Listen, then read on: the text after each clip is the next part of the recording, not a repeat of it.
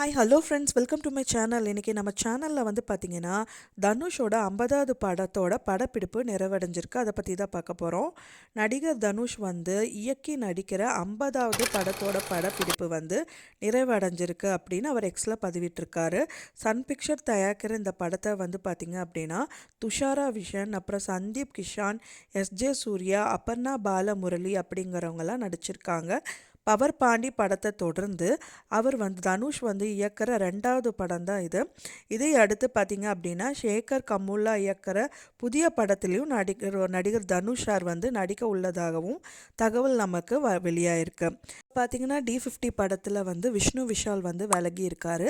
அதுக்கு பதிலாக வந்து பார்த்திங்கன்னா ஜெயராமோட பையனான காளிதாஸ் ஜெயராம் வந்து இதில் நடிக்க இருக்காரு. அவங்களுக்கு ஜோடி அபர்ணா தாஸும் நடிக்க இருக்கிறதா தகவல் வெளியாக இருக்குது. அவர் நடிக்கிற இந்த D50 படம் வந்து ராயன் அப்படிங்கிற பேர்லேயும் வெளியாகதா இருக்குன்னு தகவல் நம்மளுக்கு கிடச்சிருக்கு.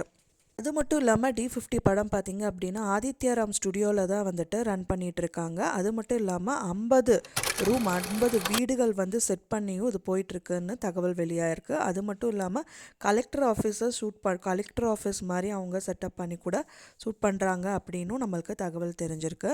நான் சொன்ன இந்த தகவல் உங்களுக்கு கண்டிப்பாக பிடிச்சிருக்கும். லைக் பண்ணுங்கள், ஷேர் பண்ணுங்கள், சப்ஸ்கிரைப் பண்ணுங்கள்.